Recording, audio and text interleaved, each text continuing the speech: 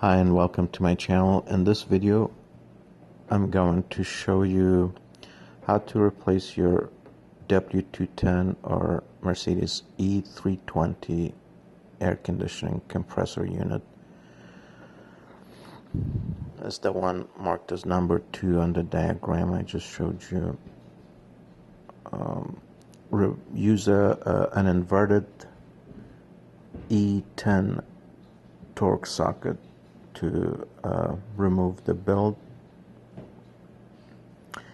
Of course, you want to jack up the car on jack stands or drive the car up first on ramps before you do this, and then remove the bottom paneling. And it's best to start the work from under the car. Find the compressor first, and then by touch locate the two lines, the pressure lines that come to the compressor. One comes from the expansion valve, and that's the low pressure line. It's the larger of the two. It's the one with the black rounded big top.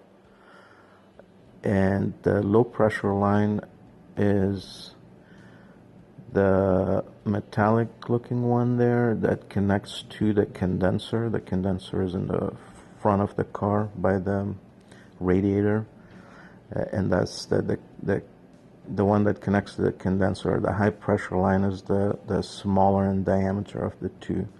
You want to remove the low pressure line first because of the top of it is kind of big and it blocks the bolt to the high pressure line. The bolts are undone using 6 millimeter hex sockets, if I'm not mistaken. And you can use a wrench from the bottom to kind of push away the two pressure lines out of the compressor. Remove the electrical connector from the compressor first by just pulling it, and then the 3 Torx bolts connecting the compressor to the engine or chassis.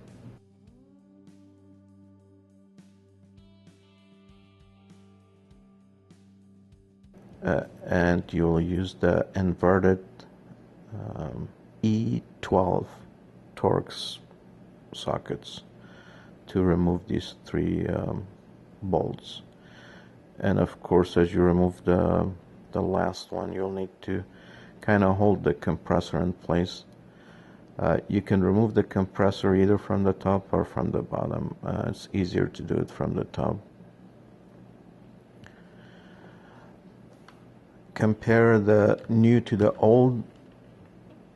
The new compressor comes with, some of them come pre-filled with compressor oil, some don't. Regardless, you want to empty the compressor from any pre-filled oil, and you do that by take a jar or some vessel and weigh it first to see what the weight of the vessel is, or the glass bottle in this case, and then turn the clutch as you empty the oil. This is PAG 46 oil, or at least you want to fill it back up with new PAG 46 oil. I'll have that in the description. Mercedes Benz recommends 120 cubic centimeters of PAG oil for the compressor, and that is the equivalent of 4.05 ounces of oil.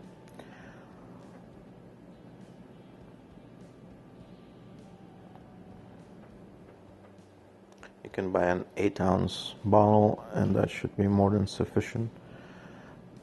Pour the oil through both holes and turn the clutch so that the oil goes through and all the way throughout the inside and comes back from the other side.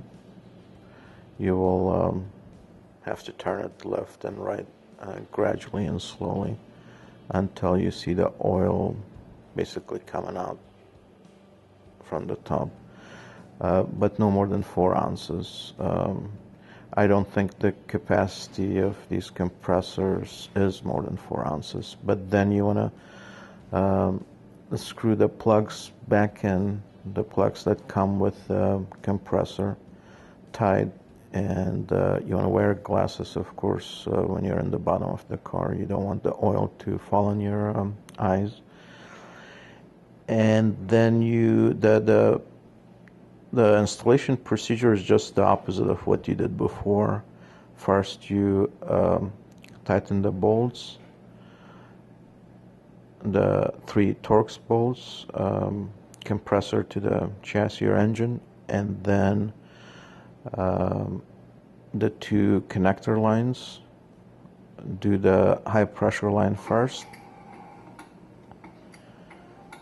and then do the low pressure line, just reverse of what you did before. And then you'll have to torque them to 20 Newton meters.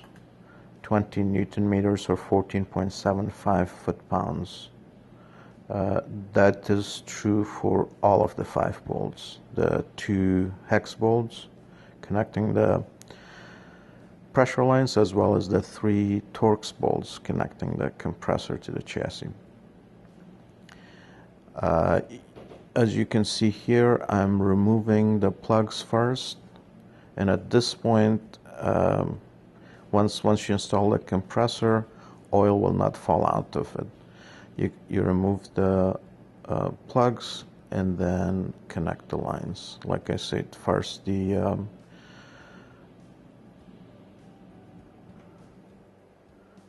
high pressure line, then the low pressure line. And that's pretty much it. So of course, anytime you replace your compressor, you will have to replace the receiver dryer. I have another video that shows you the complete removal and installation procedure for the receiver dryer. Every time you replace any of the components, including the lines in your AC unit, you must replace the receiver dryer.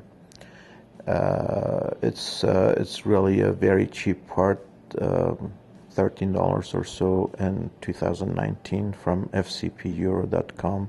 It's the Rain model. You purchase that and install it as the last item that you install. So if you have to replace the expansion valve, the compressor, and the condenser, for example, you'll want to replace the receiver dryer last. But I do have a video on that. And then when everything is buttoned up, you will want to charge the system with Freon, and I have a video for that also. I hope you enjoyed the video. Like, share, and subscribe, and talk to you soon.